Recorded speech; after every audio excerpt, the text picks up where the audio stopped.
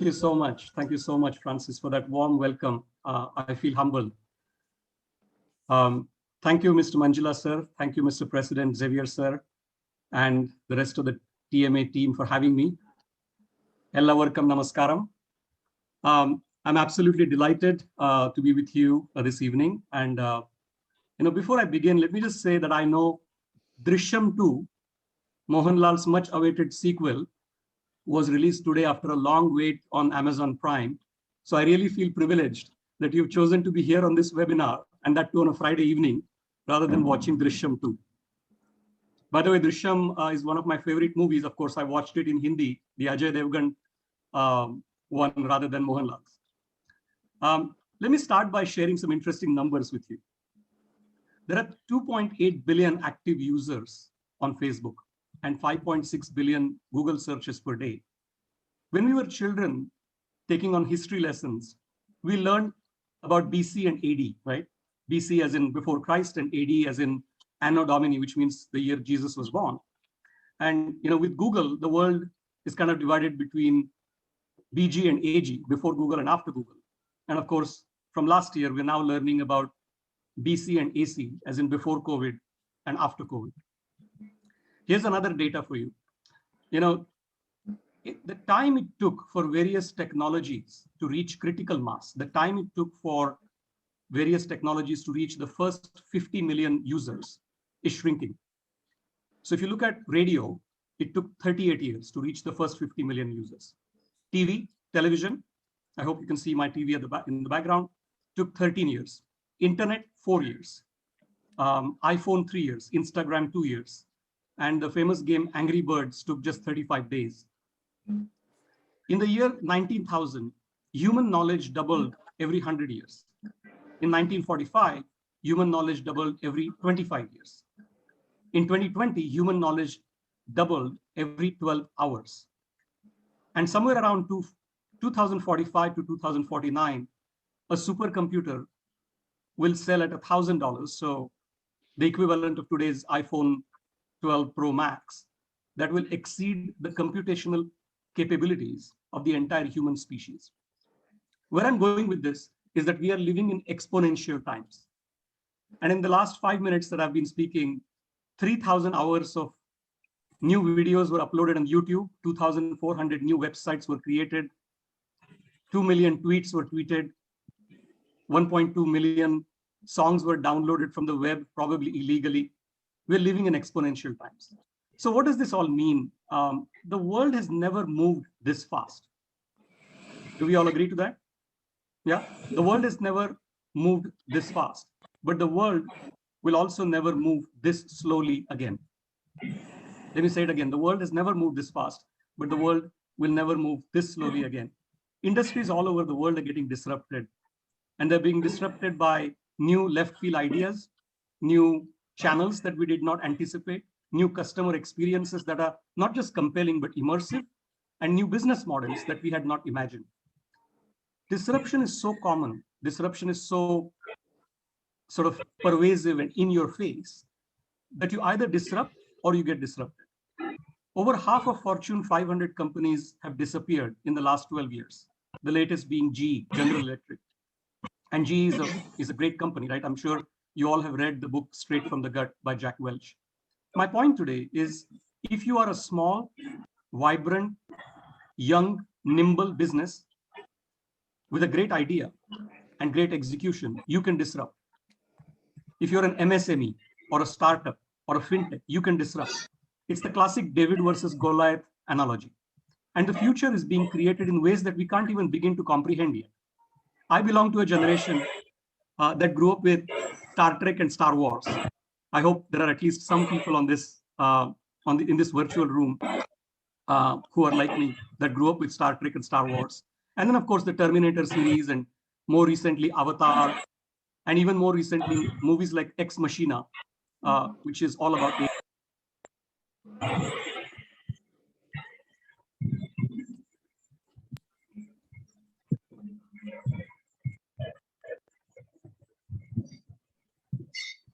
I think somebody muted everybody and I got muted. Can you hear me now?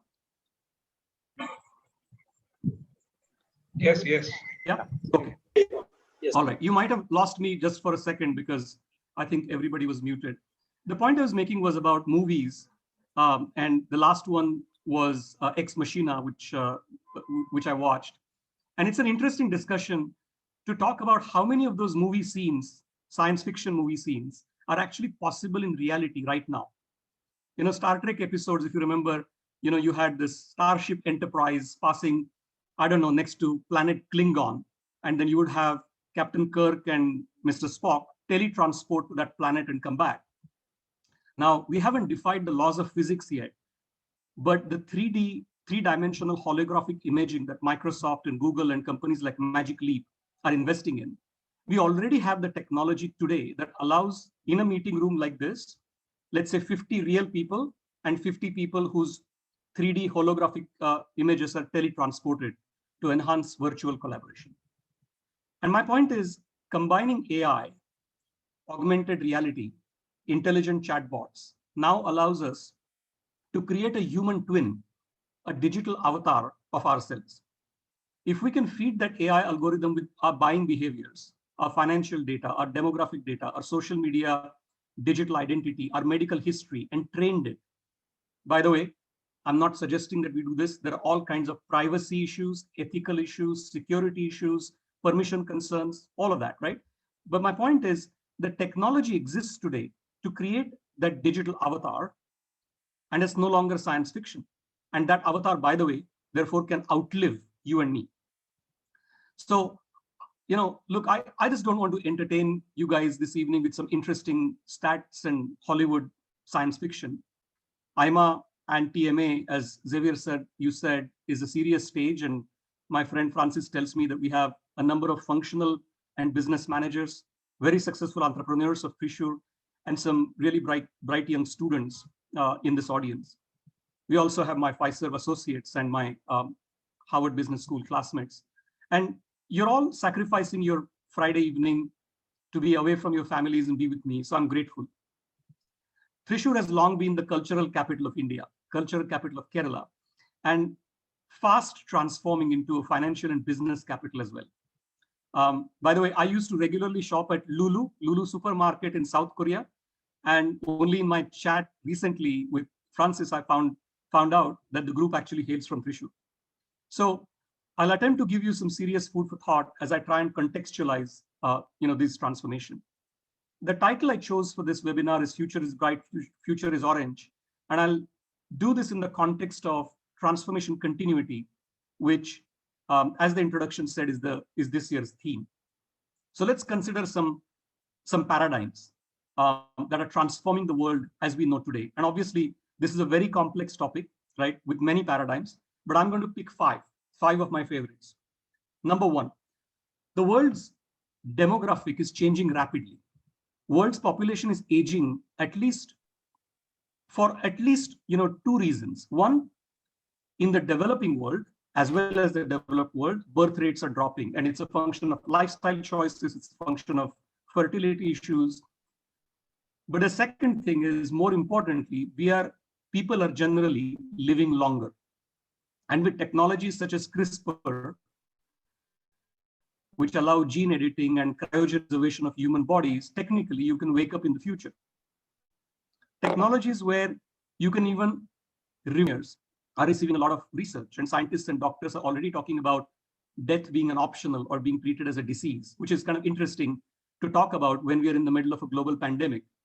But I'm not a doctor and I'm not qualified to talk about how immortal we are or whether we will ever become. But suffice it to say that people having lots of resources are living a lot longer, and longevity in the world is going up, this pandemic notwithstanding. So that's my first point, that the world's demographics are changing. Point number two, the world's climate is changing rapidly. I mean, you all remember, I'm sure you all remember still the floods in Kerala of August 2018, and our hearts go out to the families that suffered. That same year in Wimbledon, temperatures reached 40 degrees Celsius. As a British citizen, I had never seen 40 degrees in London. We've seen animals and people perish in the wildfires of Northern California and Australia in the last couple of years. So there may be disputes on the projections of how bad or how reversible or irreversible these climate changes are, and whether Trump or Biden support the Paris Accord or not, or other governments do that or not. The fact remains that the world's climate is changing, and the change itself is accelerating. We are living in exponential times. In places like Alaska and Siberia, there's a lot of land which is called as permafrost, which is permanently frozen, 1 meter deep under the ground. And for the first time in 20,000 years, parts of that permafrost are thawing due to global warming. And that means viruses and bacteria, or bacteria spores, I should say, that were perfectly preserved for about 500,000 years are being unleashed and are getting the conditions to thrive again. So humanity will be exposed to diseases our immune system has never seen. Perhaps that's the nature's answer to, and CRISPR, et cetera, et cetera. But the point I want to make is climate change is a significant force that's changing the world. Number 3, new technologies are changing the world. I'm obviously a leader with tech background. But any keynote, as soon as you talk tech these days, you're expected to talk about cloud and AI and machine learning and digital. Maybe we will, but let me share with you 2 of my personal favorites. First, advances in material science. I'm a certified director, and I spare some select startups on a pro bono basis. One of them is investing in 3D graphene structures that are very lightweight and 100% hydrophobic, which means they repel water. And what that means is if you have an oil spill in the middle of Atlantic Ocean or Pacific Ocean, you can actually take the industrial mops that are made with these lightweight graphene structures and repair the damage to the environment, or clean up the environment far better, far more rapidly. My second example is a healthcare startup that's bringing together the whole ecosystem of patients, providers, and payers. So patients, hospitals, pathology labs, insurance companies together, and sort of changing the whole healthcare concept from episodic illness management to proactive wellness management. And they're doing that with an open SaaS-based platform with IoT devices and cloud. And patients are moving from invasive to less invasive to preventive healthcare. And they're also giving a lot of data and choice in the hands of patients. That is real disruption, right? So that's my third point. Technologies are changing the way we know the world today. My fourth point is the world economic models are changing.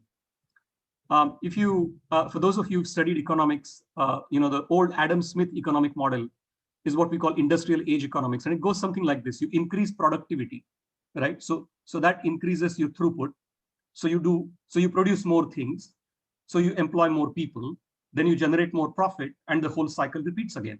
And it begins to build scale on large, and build large industrial conglomerates. Well, the problem is today, as the productivity increases, the living standards are not necessarily increasing. And the economists call this the decoupled economy. So as business leaders and as entrepreneurs in this virtual room, you have to recognize that the playing field has changed. The consumerism, this whole use and throw wasteful economy, this consumption-driven economy that we are all proud of, it lacks sometimes fundamental accountability to the environment. And so what is tomorrow's model? Tomorrow's model starts with ingenuity, or it starts with imagination. The ingenuity leads to value creation, that leads to better quality of life, not more things, but more meaningful, more purpose-driven life. And I'm talking about, I guess the question I'm asking is, if you were to put up your hands, would you rather have more things or a more meaningful life? I think it's a rhetorical question, but what better quality of life gives us, I think, is empowerment, freedom, confidence, satisfaction. And then that feeds into the ingenuity and imagination, and that becomes a virtuous cycle. And what I'm talking about is sustainability, which is the opposite of wasteful consumption, which is why most successful organizations today that are putting sustainability at the core, as opposed to something that you do on the side, are becoming far more successful. My fifth point, and the final point, is consumer expectations are changing really, really rapidly. I'm sure you are experiencing this in your businesses. A much higher percentage of investment in tech is going into transforming user experiences to be better, more secure, compelling, differentiated, immersive, customized. And customers expect us to deliver new products and services much faster, from months to weeks and weeks to days. And finally, as COVID exacerbated existing trends of digital acceleration and innovation, finally, consumers have crossed the trust deficit in the digital financial transactions.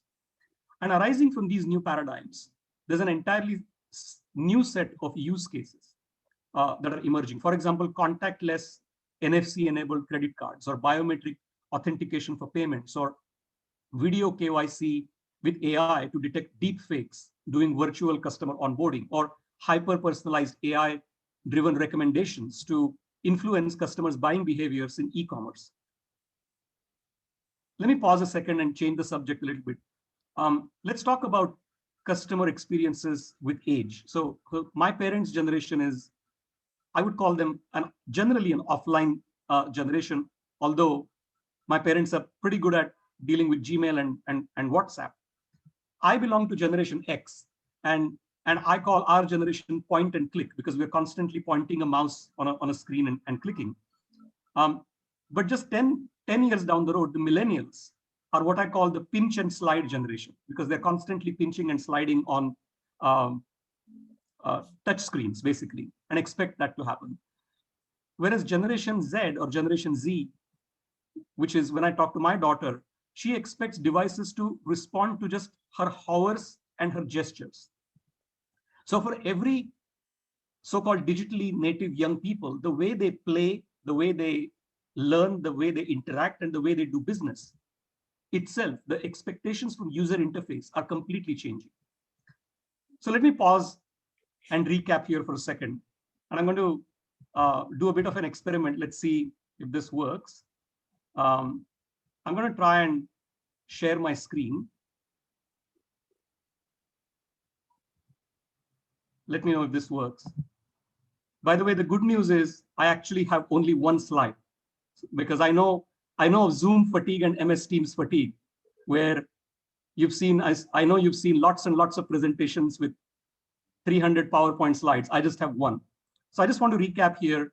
If you can see my screen, we live in an exponential world, and there are new paradigms that are transforming the world, changing demographics, changing climate, changing economic models, changing technologies, and changing customer expectations. Let me stop sharing. See my screen? No, not now. Okay, all right. So let's put all of this in context, though. We started by talking about Kerala and Drishyam. I have, by the way, Francis, I've never had the Thrissur Puram. I've never been to Thrissur Puram festival and would love to be there. But I've had several Onam feasts that I've enjoyed over the years, and of course, apart from my wonderful family vacations in God's own country, everybody knows about Kerala's Ayurveda, right? And ecotourism and the beautiful smooth silk. Everyone knows about Kerala's highest human development index and literacy rates. And of course, everyone knows about Mohanlal and Mammootty's acting skills. When it comes to business, CSB and Dhanlakshmi and ESAF and South Indian Bank are household names, even outside Kerala. So in Maharashtra, for example, everyone knows that Kerala leads the country in terms of foreign inward remittances that we get, not just from Gulf countries, but from everywhere, right? But I believe, and here is a key point, I believe very few people give you, the business community of Thrissur and of Kerala, credit for, or even fully comprehend the business innovation that comes from Thrissur.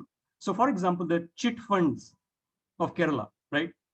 The idea of pooling funds, that was a great innovation a few decades ago. Kuri, I think is what you call it, right? Kuri. Another example is the public-private partnership in action, like seeing the beautiful airport of Kochi, Or another example is, whether it's, I don't know, Jaya Lucas and Sons or the Kalyan Group or NBFCs such as Manapuram, the gold loan products that you guys have created are innovative and against the best collateral possible, while building long-term safe businesses, making an idle asset like gold work. And given India's obsession with gold, sky is the limit. And the same thing applies to other big business houses that hail from your city, Shobha City or Kalada Travels or Jyoti Laboratories, etc., etc. So the real question that I'm asking after painting this picture of the 5 paradigms that are changing the world is, so what? So what? Yes, it's an exponential world. Yes, the world is transforming. Yes, there are new paradigms. But it's easy to talk about what's changing, right? It's much harder to try and talk about how do you actually survive and thrive in the middle of this overwhelming change, in the middle of this transformation, in the middle of this global pandemic. Is there a formula? Is there like a recipe with some secret ingredient? Is there a method? Well, I think so. I think there are many. But once again, I'm going to pick my favorite 5. And this is entirely my personal point of view, by the way, for what it's worth. First of those 5 is you need new ways of engaging with customers.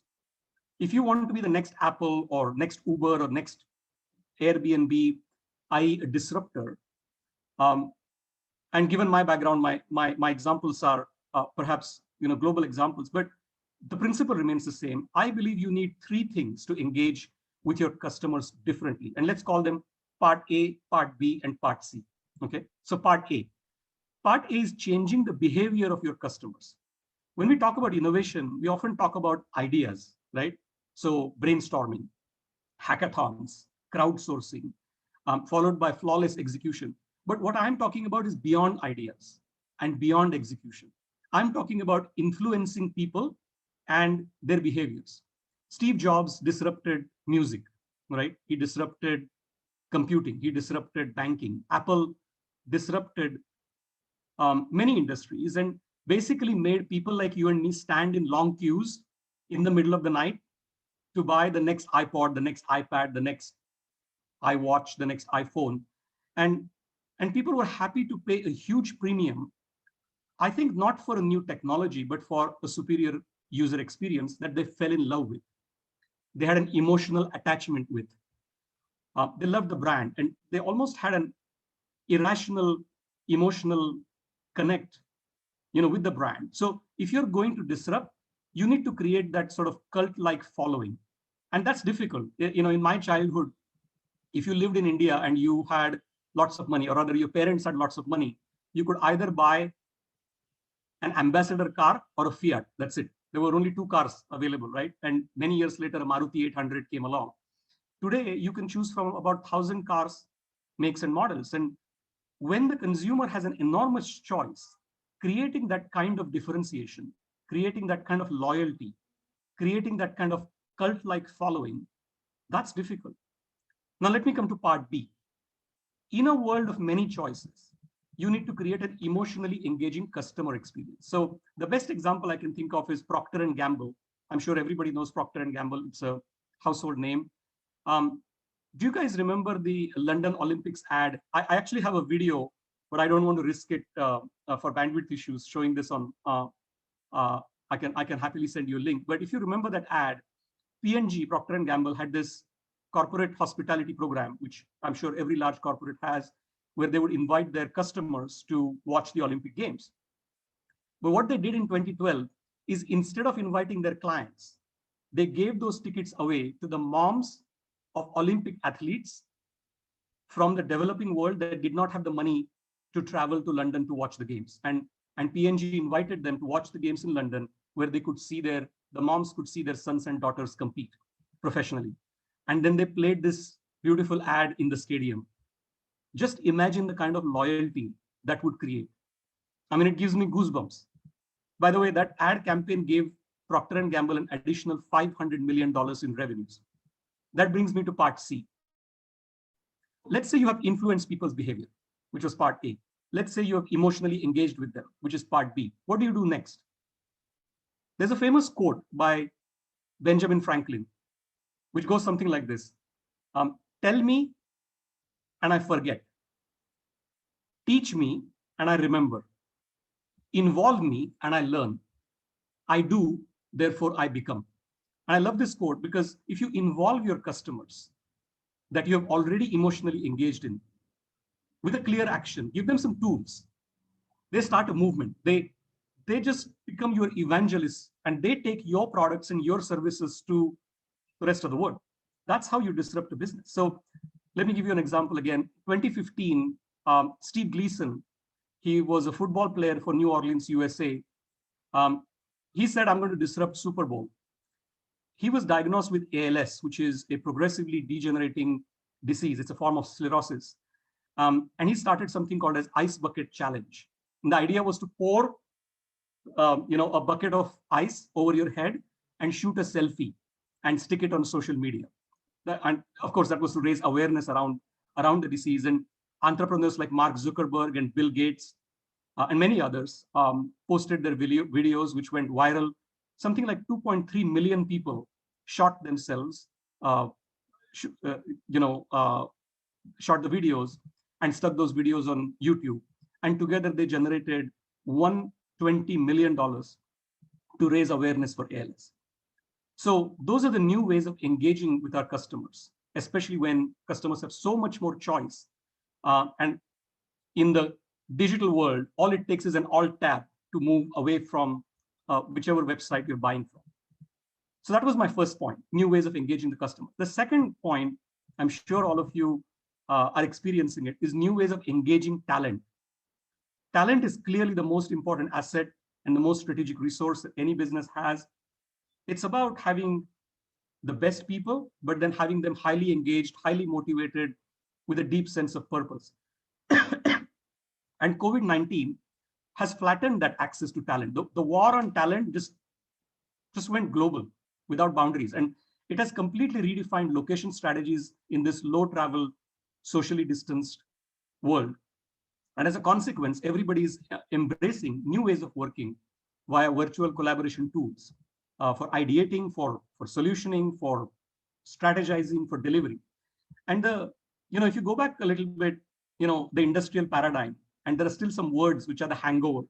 The industrial paradigm was essentially you had to operate machines owned by rich people. I'm paraphrasing for effect, but that's why you had jobs with job descriptions, right?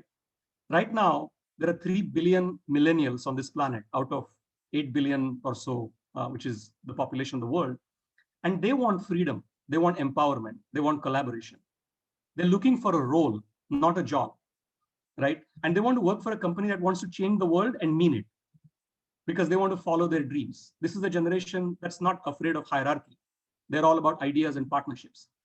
They consume digital content pervasively. And that's why, today's learning programs, for example, at Fiserv, we have highly curated, relevant industry content that's digitally enabled and corresponding to each role for every associate that they can consume anytime with a roadmap to do the assessments, because half life of every skill is diminishing very, very rapidly, again, because we live in exponential time. So my point is, it's about engaging the talent in a very different way if you have to survive and thrive in this new world.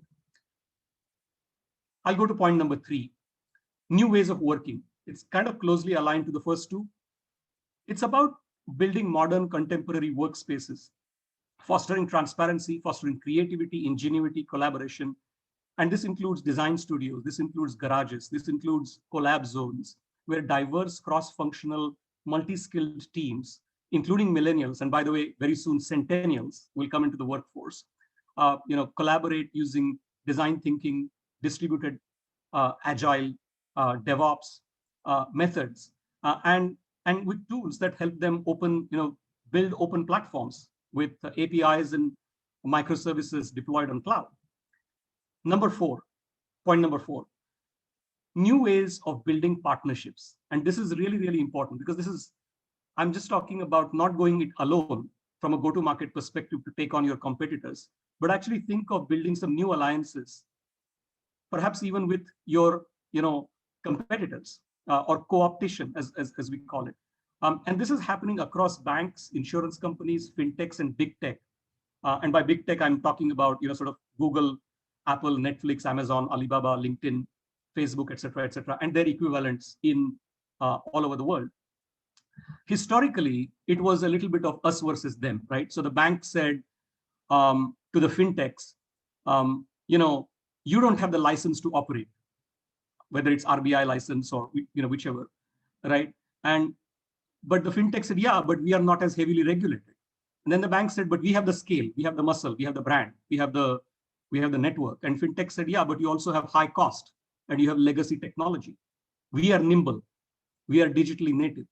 So my point is, there were all these paradoxes of us versus they're going away. And what we see is banks, insurers, fintechs, big techs, all of these are our clients, by the way, many of them, we are ourselves a fintech. They're all coming together in new and symbiotic ways and building relationships, partnerships, and alliances. That makes it very, very interesting. And finally, my point number 5, new ways of architecting your business, the digital way. I'm a leader with tech background, so I can't finish any webinar without talking about tech. So look, I think of this as a 4-layer architecture, business architecture or technology architecture. At the base, there is cloud. Most enterprises, will have apps migrated to cloud and new apps developed as cloud digital. All the infrastructure one day will be software defined, containerized, virtualized, hosted, on cloud, on some sort of private cloud, public cloud, or hybrid cloud. The second layer on top of that is data, public and private data, licensed and permission data, structured and unstructured data, static and streaming data. But putting all of this data to work, that gives you competitive advantage. And its protection, its governance, its ownership, its ethical and compliant use, and getting insights from it, that is the key.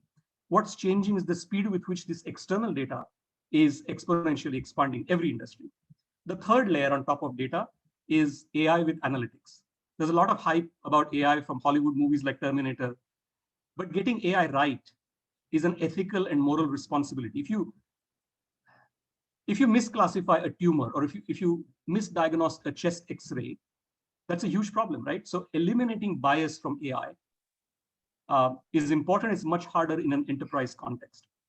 The fourth layer, the final layer, is digital, engaging with your customers, delivering highly customized, differentiated experiences through collaboration with not just with business, but with your IT, with your marketing, with your operations, and then testing it against user personas.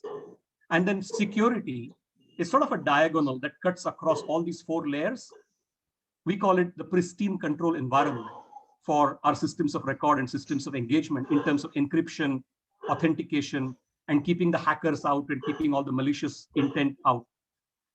Once you build that kind of modern digital architecture that's cloud native, software defined, underpinned by curated data, that you derive insights from using AI, that is secure and rendered across a range of channels with your customers, then the next question is, how do you run it? And that's where automation comes in. And I could talk about automation for another hour, perhaps, which I won't. But the point is that digital architecture and automation to efficiently run that architecture is how you future-proof your business. So let me stop here and go back to the slide that I was sharing earlier, because I'm now coming to sort of the last section. Let me see if I can do this again. Can you see my screen? Yes. Okay. So we talked about new paradigms transforming the world. We talked about new ways of dealing with the world, new ways of interacting with customers, engaging talent, new ways of working, new ways of building partnerships, and new ways of architecting your business. I just want to conclude by making a few points about how India is uniquely positioned to take advantage of this new world order. So let me stop sharing the screen again, and sort of go back to the last few points. Look, my view is, let's talk about economy. And I'm no expert, right? So pardon me if some of this comes across as a bit naive, but my understanding is, and I'm talking about India context, we are already the fifth largest economy, slated to become third largest by 2050, according to many reports. Our demographic dividend will pay off. as a higher percentage of people come into workforce. COVID has made permanent positive shifts towards digital payments from businesses, but all the way up to daily wage workers. According to NASSCOM, Indian IT exports and domestic demand is at $192 billion and growing. Rural consumption is increasing, backed by the entire agri-tech stack, IoT sensors on farms, streaming information about temperature and humidity and rain, things like cold storage and transport solutions, farm insurance, watching crops grow via drones in near real-time satellite imagery. All of this is increasing accurate data around demand and supply, both for price discovery and logistics. Government is focusing a lot on hyper-local manufacturing to move to higher value industrial zones with economies of scale. That should create more inclusive growth, and slow down this internal migration we have and urbanization.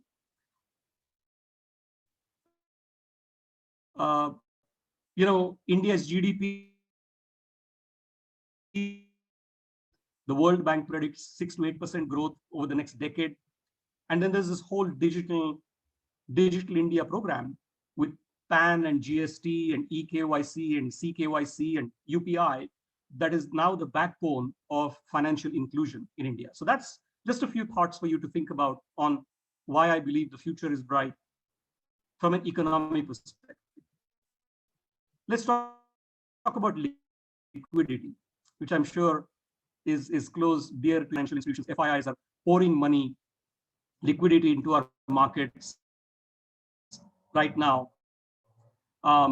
Whether that's MSMEs, large businesses, Fintechs, startups, etc. The question is this temporary? I don't know the answer to that. And the fact is the fiscal stimulus that's provided by all the governments in the world, if you put that together, it's already 11 times what was done in the 2009 global financial crisis. So there is a strong recovery expected in the second half of 2021, up to pre-COVID levels with a tailwind in 2022. Let's see how the virus evolves and how the vaccines evolve. But stock market is at all-time high, buoyed by this continuous flow of money and liquidity. Let's talk about startups for a second.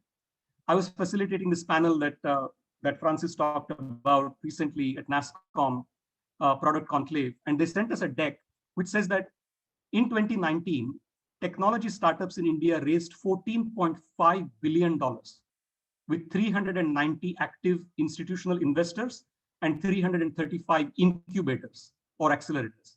We are now the third largest tech startup hub in the world, and we have 12,500 tech startups. 1,600, by the way, got added recently, and 12 new unicorns in the middle of a pandemic. 115,000 tech patents were filed in the last 5 years.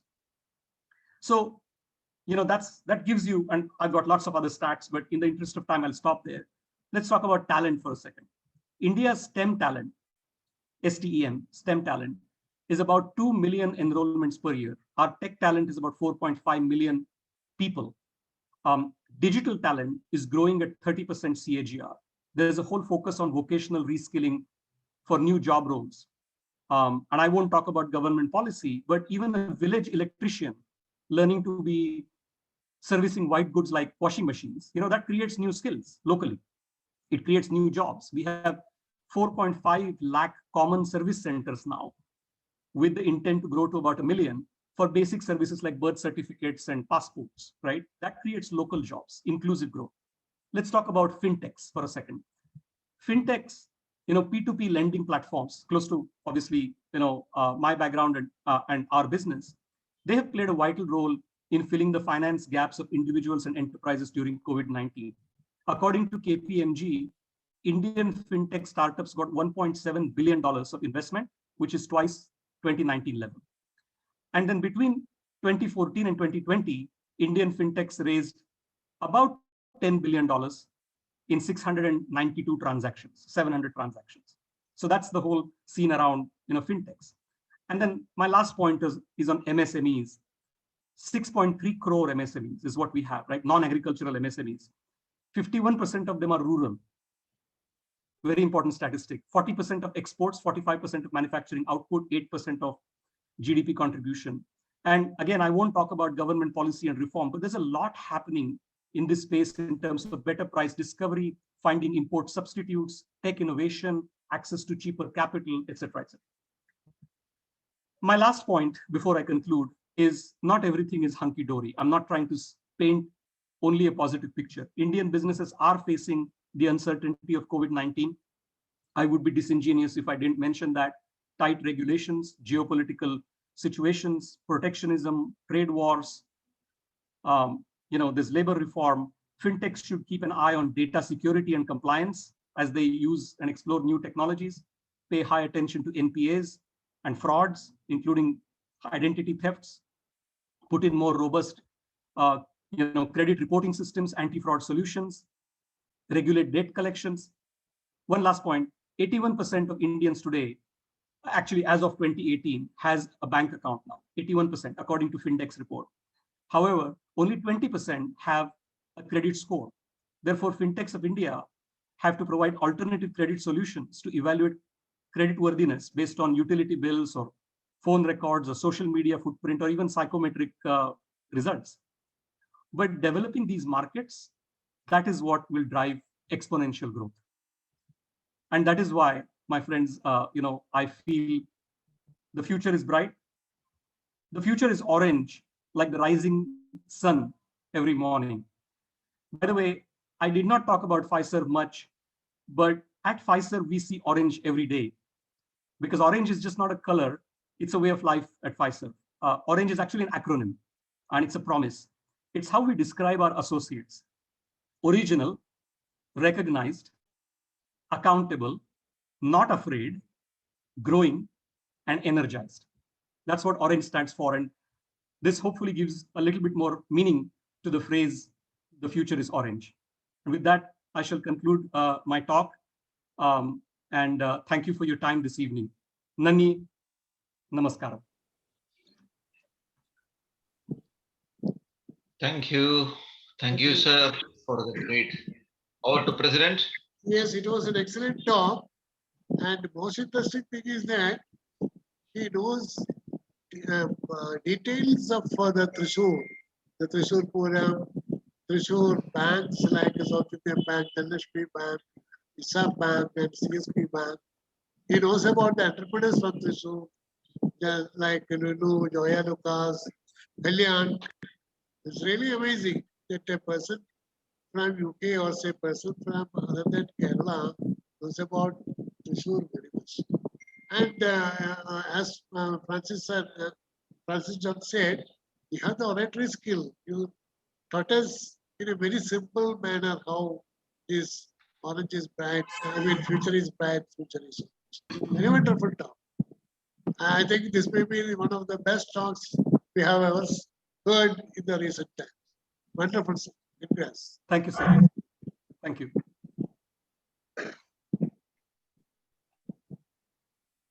Joseph, Thank you, sir. It is time now we'll go for Q&A. interactions. Those,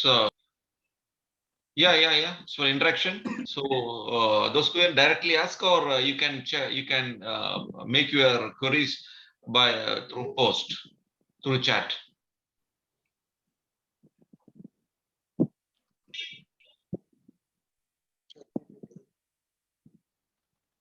Yes, good evening, sir. Good evening. It was excellent talk. Thank you. I am also an engineer, but last 25 years working with the tourism activities. Kerala is now famous for tourism. Absolutely. The success story of Kerala tourism is the partnership between the small players, big players, and the government. That is the success story of Kerala tourism. But now it is the worst affected area due to the pandemic, particularly for the people who are working with the tourism. Nowadays you see a lot of people working as a vendors in the streets. You can see when you walk through the Kerala roads, you can see that most of them belongs to the tourism activities, like cab, transport people, when the people, but they have a job. Right. But my point is not that. when after the pandemic, when this tourism is revived back again, I don't think these people will come back to the tourism because it's a white collar job, particularly for the lower rank people in the small units. And it's a white collar job, but less remuneration. Now, due to the pandemic, they found out their own way for their bread. So I afraid now, even after the pandemic, these people are not coming back to tourism. But they know now, instead of white collar, they are ready to accept the blue collar and earning more to support the families. This is my observations. So it is going to be a change of order in tourism, all industry fields. And Sure. even you can see a lot of people coming from the overseas will not be going back to the overseas now. Because there is one fear is there, the earning capacity, they feel that they can make it here itself than going abroad. This order is going to change. Can you enlighten something about that? Yeah, I mean, look, you're absolutely right. But my perspective is I have a lot of respect for Kerala. You have survived the floods. You know, there was Nipah virus. There is the suffering because of COVID. And every time a calamity, a natural calamity comes in, the people of Kerala are resilient and they bounce back and innovate. So my view is that the next wave of innovation will come, sir. So for example, I'm a tech guy. Any question you ask me, I think from a technology lens. My view is Kerala's natural beauty is not going to go away anytime soon, COVID or no COVID. And because it's God's own country. And my point is that with 5G and with artificial intelligence and with AR and VR, why don't we think about it as digital tourism, where if I can have this interaction with you from another part of India, why can't people experience Kerala digitally from the comfort of their, we create innovative solutions, right? The other piece of it is I have seen medical tourism, I've seen ecotourism. So there are things that you can combine with tourism, in terms of whether it's Ayurveda, whether it is meditation. There's a lot of stress today and focus on physical and mental well-being.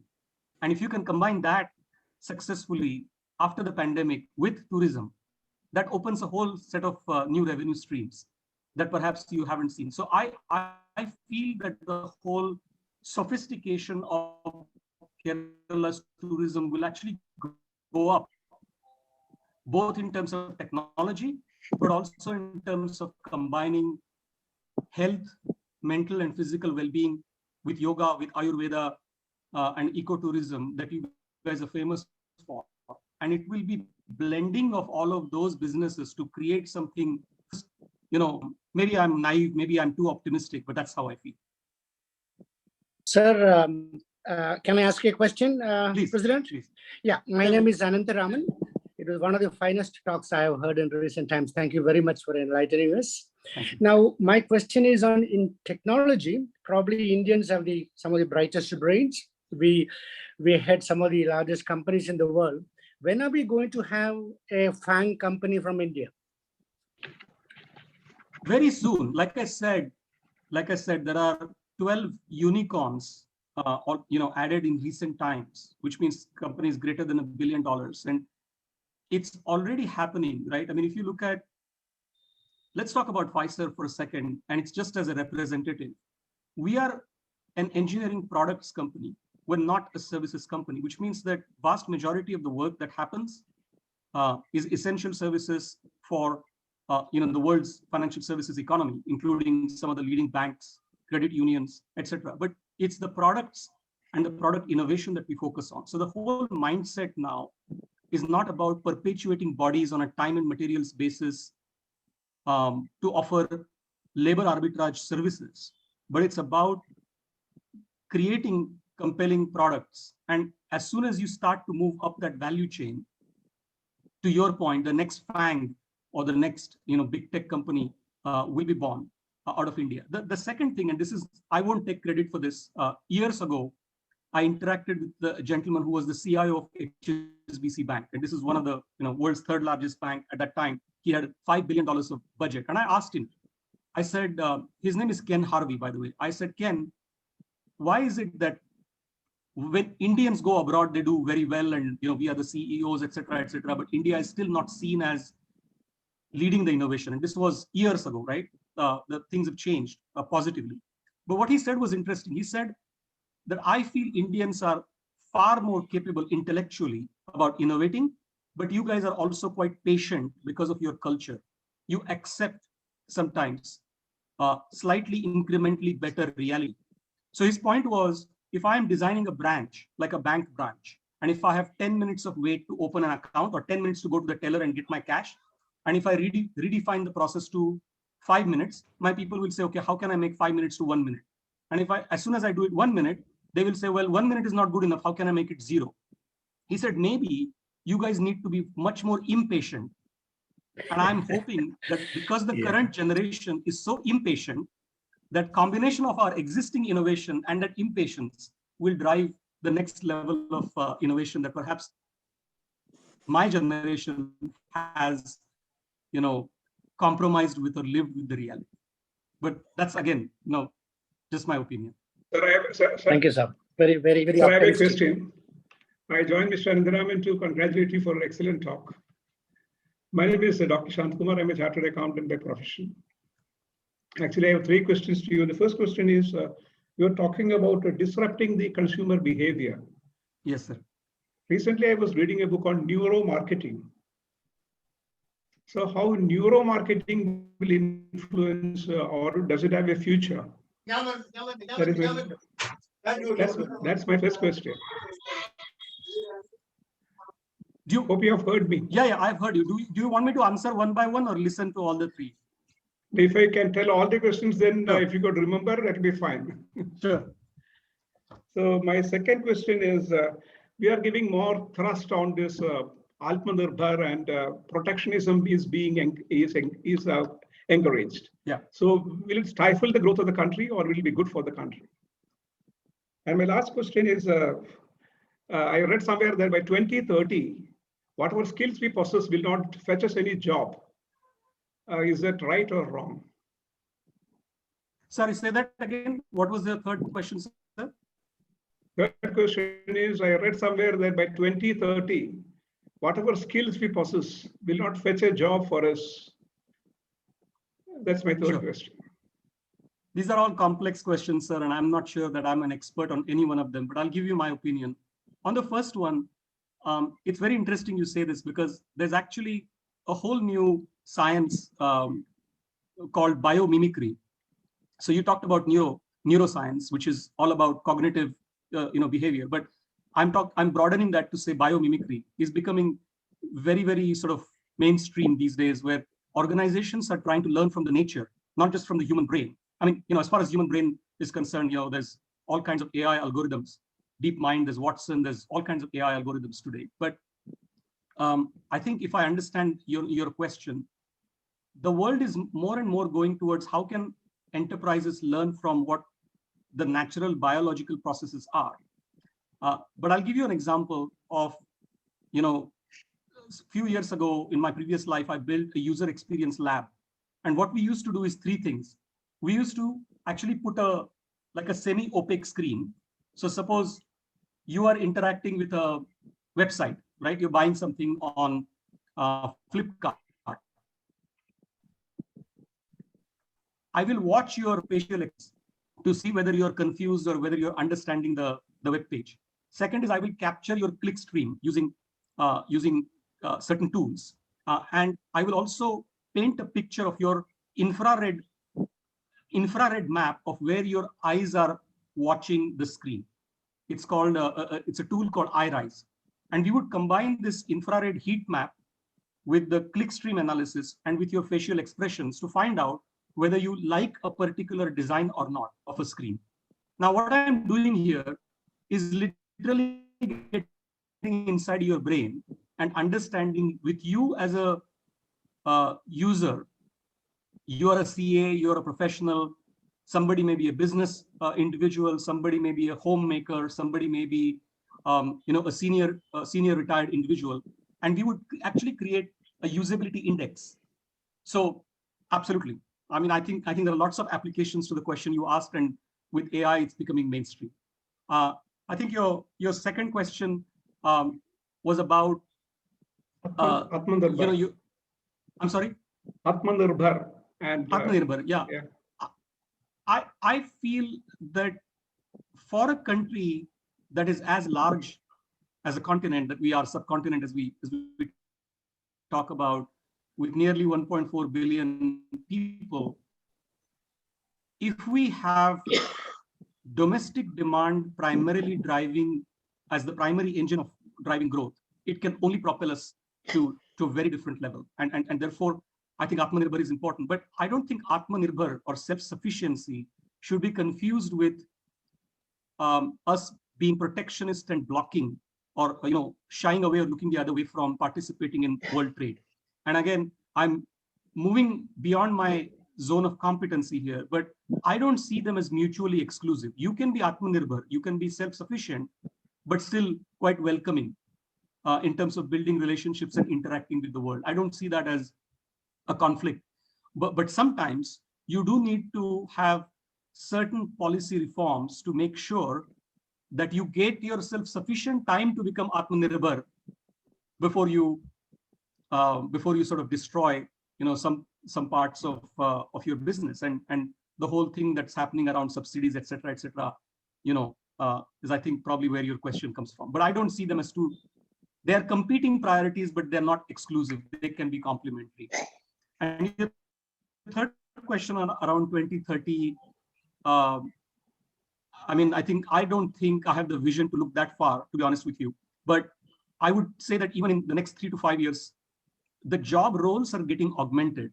But I feel that we will be far more capable in terms of insightful and more intuitive decision making, because we will be freeing up the time for all the mundane and all the process activities with lots of processing of data, structuring that data, curating that data, and driving insights from. All of that will be done by machines, and they will be self-learning or human learned or assisted learned algorithms. So the point is, as AI evolves, our jobs will become better from a content perspective, because it's the intuition and it's combining the insights of various machines and then applying our intuition and our insight that will make the jobs more interesting. So I think you're right. I mean, there's going to be a massive reskilling, and that's happening as we speak. But I think, again, my optimist self says that the jobs will be more interesting, and it won't be 24/7. It doesn't have to be. We could have far better work-life balance if we learn how to really use the technology to evolve to a point where we really use our brain for the insight and the intuition that we're built for. But again, that's just my much more effectively. Yeah, thank you so much. Sir, there is a query through chat that is from Kirti K. Sudesh. You were mentioning about engaging talent. How healthy tenure can lead to long-term talent retention in today's world? Yeah, I mean, I think that's a great question, by the way. Thank you, Kirti. So, I think it is all about engagement, right? People have lots of choice today, and I think it's about engagement. So first and foremost, this is pretty basic. People won't stay with you if they're not enjoying what they're doing every day. And so it's about freedom. It's about the quality of work, but it's about the experience. It's the end-to-end experience. That's the first thing. Second is, people won't stay with you if you're not investing in them. I don't know if you've read there's this famous joke, and these days, you get these jokes through WhatsApp. The CFO asks the CEO. CEO says, "What if we don't train them and they stay? Wouldn't that be worse?" So investing in people in terms of their skills, and we think about it in sort of 4 dimensions: the technology dimension, the domain dimension, the project management or program management dimension, and finally the customer experience dimension. When we think about it from the discipline of how do you develop products, how do you design products. So all these are, and of course leadership skills and soft skills overarching, on top of these 4. So if you invest in your people, if you focus on making the whole experience fun and engaging, that's when people stay. If you just focus on productivity and industrialization, which are important dimensions, then ultimately people will not stay with you. I don't know if that answers your question. One more query that is from Mr. Agile, who is a management student. How does the new work culture work from anywhere influencing the work culture of the organizations after easing of COVID-19 restrictions? We are thinking about it constantly, right? And every organization has a different perspective to that. What we are definitely not doing is going back and doing exactly the same job, sitting in the same cubicle or sitting in the same workspace, because COVID has changed things, has brought certain permanent shifts. So it's going to be a combination of people working from offices, doing ideation, strategizing, building MVPs, minimum viable products, collaborating, doing team building. You're also going to have people doing operational jobs or jobs that are well defined, from anywhere, working from home or working from office or working from anywhere. And you're going to have a much better use of collaborative tools. So we're looking at not just Microsoft Teams or Zoom, which is the basic video conferencing, but tools like Menti, for example, where you can invoke feedback on a session like this through polls and getting people to rank order things, or tools like Miro. There's a lot of open source tools and a lot of proprietary tools out there that allow you to whiteboard, put post-its on and design things as if you were brainstorming and physical in a room. So I think with virtual collaboration tools, it's going to be a hybrid model where roles will change, ways of working will change. And I think working from home and working in office will coexist. And think about it this way, right? For a company like Fiserv, we anyway have onshore teams in Costa Rica, in New Zealand, in USA, in the UK, everywhere. And even in India, we are pan-India. So we'll always have people who we are interacting with that are not physically in the same office. So then it doesn't matter, right, where you're working from. So it will, but I don't see offices going away. I think those two things will coexist, because you do need, we are social animals and we do want to interact and build relationships. We want to have a cup of tea or a coffee, go for a walk, have that water cooler conversation. So, and many of us are dying to get back to work and in physical offices. So I see those two coexist. Yeah, thank you. Next is from again a management student, Alfreda Pramish. And this is a special one. Yeah, Fiserv. What makes Fiserv stand out in Fortune 500, and what's the key? I think it's our customer focus, and they say we have something called as likelihood to recommend, or LTR, and we take that very seriously, because I believe that if you take care of your customers and if you take care of your people, and I've already talked about the people, so I won't repeat myself, everything else gets taken care of. The one thing that I'm very proud of is over the last 35 years, Fiserv has always delivered double-digit earnings per share growth, and this is information in the public domain. You can't do that for 35 consecutive years. It's not an accident, right? Or as Francis said, we are the world's most admired company according to Fortune 500 magazine, one of the world's most admired. For 8 consecutive years, we are on that list. That is not an accident. And so I believe that it's in our DNA to deeply care for our clients and to deeply care for our people, and try and stitch the entire organization behind those two simple things, while designing highly innovative, highly differentiated products, but also make sure that they are secure and that we give that seamless customer experience for our clients. And that's what puts us we are in Fortune 500 with significant premium on the stock market.